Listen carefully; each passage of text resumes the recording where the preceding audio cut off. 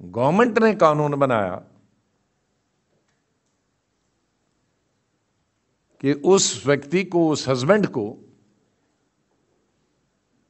3 साल की जेल होगी, नंबर 1। नंबर 2, नॉन बेलेबल होगा। नंबर 3, कॉग्निजेबल ऑफेंस होगा, 3। नंबर 4, सस्टेनेंस, मतलब उस बीवी का खर्चा जो चलाना है, घर चलाना है, वो भी पति देगा। 3, 4 हो गए। 5वां, बच्चे की पोजीशन भी उसी औरत को होगी। ये 5 चीजें जो अब कानून ने, जो सरकारी दिमाग। अब मुझे बताइए, जितने और कानून बने उनमें नॉन कॉग्निजेबल और बेलेबल क्यों है और इसमें क्यों नहीं है? That's number 1। आपने बेलेबल, इसको नॉन बेलेबल बनाया तो वो 3 साल के लिए जेल गया, क्योंकि सिर्फ मैजिस्ट्रेट ही जेल दे सकता है और मैजिस्ट्रेट कितने को देगा और उस पर मूड पर निर्भर है। मान लीजिए 5% को देगा और 95 को नहीं दिया तो 95% तो जेल में चले गए।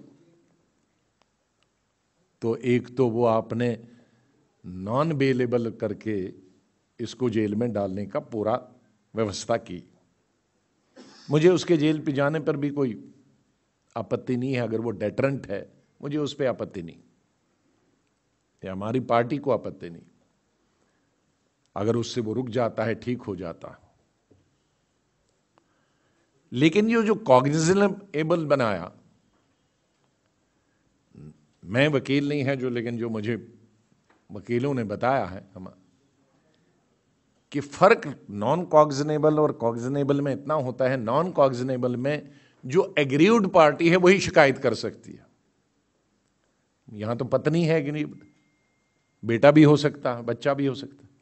लेकिन कॉग्निजेबल में अगर ये कश्मीर का में बीवी और पत्नी के लड़के में झगड़ा है तो तमिलनाडु का कोई आदमी, बीजेपी वाला जा सकता है, ये कांग्रेसी है, उसको शिकायत करो तमिलनाडु में तो ये जेल जाएगा। कश्मीर में, तमिलनाडु में अगर किसी पति और पत्नी का झगड़ा है और कश्मीर वाला कोई जाएगा अदालत में कि वो फला आदमी है वहां पत्नी के साथ झगड़ा है, तो वो कश्मीर में जेल जाएगा। अरे उसका क्या लेना देना?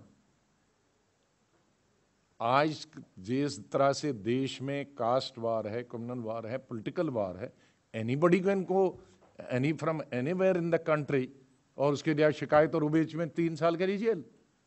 ये कौन सा कानून है मुझे बताइए। मैं उन लोगों को बताता हूं जो 24 घंटे टेलीविजन पे बगैर कांग्रेस को गालियां देते हैं। भाई जिसका कोई लेना नहीं देना नहीं, उसको आप कैसे पार्टी बना सकते हो शिकायत करने के लिए? That is number 1। 2, मेरा क्वेश्चन कि इससे आप इंसाफ दे रहे हो उस आदमी को कि जेलों में डालने का एक और बंदोबस्त किया जा रहा है? 3rd, मैंने आपने कहा कि सस्टेनेंस, खर्चा जो पत्नी का है वो पत्नी का है वो पति देगा। मेरी समझ में आज तक की बुद्धि में नहीं आया। शायद जिन कानून को बनाया है उनके साथ भी, मैंने लॉ मिनिस्टर के साथ मेरे कमरे में 1 घंटा बात की, उसकी भी बुद्धि में नहीं है। बुद्धि बहुत है उसके, अक्लमंद आदमी है, लेकिन ये नहीं है उसकी। बुद्धिमान आदमी है, लेकिन कभी कभी बुद्धिमान जानबूझ पर भी उल्टा काम करना है अगले को नुकसान पहुंचाने के लिए। यहां अगले को नुकसान पहुंचाने के लिए उन्हें अपनी बुद्धि लगाई है। जेल में कौन से कारखाने लगे हैं कि जहां वो कमाएगा और अपनी पत्नी और बच्चे को भेजेगा? Is anywhere anybody here who can tell me this? और 95% ये कम्युनिटी जिसके लिए बनाया गया है, दे आर पुअर पीपल। सड़क पे हैं, काम करेंगे, रिक्शा चलाएंगे, दूसरा चलाएंगे, टांगा चलाएंगे, सब्जी बेचेंगे। वो तो बीजेपी के बड़े बड़े उद्योगपतियों की तरह नहीं है कि जेल में भी जाएंगे तो भी कई लोग लंदन में है लेकिन तो भी उनके फैक्ट्रियां चलती हैं, खर्चे चलते हैं। ये कम्युनिटी तो वो है, डेली विजर है। ये जेल में कहां से कमाएगा? ऑनस आपने कानूनन अंडर द लॉ उसको बनाया कि ऑनस आप पर है sustenance. Is anybody here who can tell me कि जेल में बैठकर वो सस्टेनेंस दे सकता? हमने बच्चों की पोजीशन भी मां को दी, तो इसका मतलब है कि 3 साल तक बच्चे सड़क पे, औरत भी सड़क पर, और एक अकेली औरत जब बुढ़ापे में तो कोई नहीं देता, ऑलमोस्ट यंग एज में ही होते हैं। आज के वातावरण में उस सेमी विडो कहिए आप, जब खामन नहीं है 3 साल, उसके साथ क्या व्यवहार होगा आज के समाज में? वो खाएगी कहां से? वो बच्चों को कहां से पढ़ाएगी? क्या इसमें कभी किसी ने सोचा?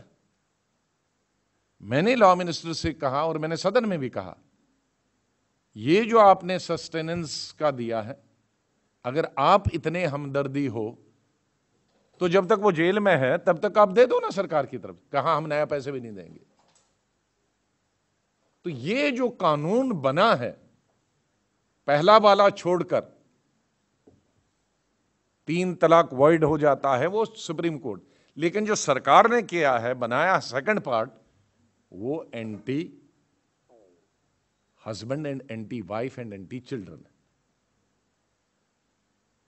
अगर यहां किसी को मुझसे ज्यादा बुद्धि है, ये मुझे बताए कि इससे उस औरत का समाधान होता है, उसके बच्चों का समाधान होता है, I am ready to withdraw.